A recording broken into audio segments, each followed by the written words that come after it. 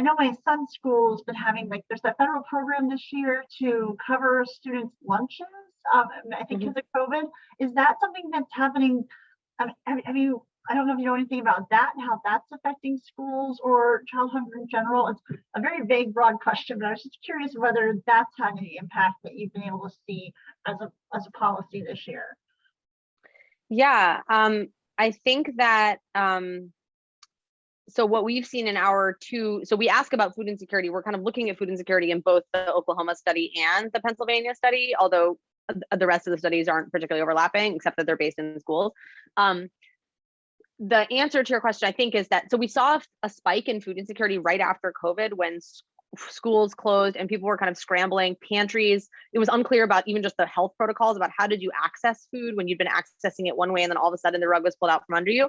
But once schools in particular got their sea legs, and like one thing I want to say, and I was interviewed, I did an interview with NPR in the late fall about these studies and about this kind of question. And one thing I said there that I just want to repeat here because the audience is much more relevant is schools are the lifeline, like during this pandemic, like no doubt. And I think it's really shitty, excuse my language, that like we're in a country where your choice is like go to school and risk getting sick with a virus because it's your only way to get food and mental health services, which is true for many of these households, or stay home, stay safe from the virus, but you see this massive increase in student mental health concerns and lack of access to food. So I think that schools rocked it, like from both in, and I'm sure people have issues with their own administrators in their own districts, but on average, what we saw in Oklahoma and Pennsylvania was that food insecurity increased for like a very short period of time. And as soon as schools got their sea legs, it went down. Parent depression increased and kept going up. Parents were freaking out, right?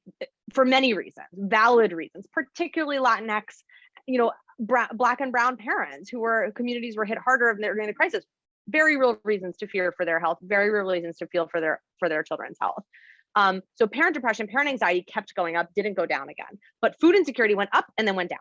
And I believe it's because of exactly the program you're talking about, Tanya, which is that the federal government figured out how to give additional vouchers to schools so that free lunch programs that used to be served meals in schools pivoted to be backpack programs, grab and go meals, partnering with food pantries, making food available, making schools what like churches in the African American community were in the 1960s, like hubs of the community where you go to like find your people and find your resources.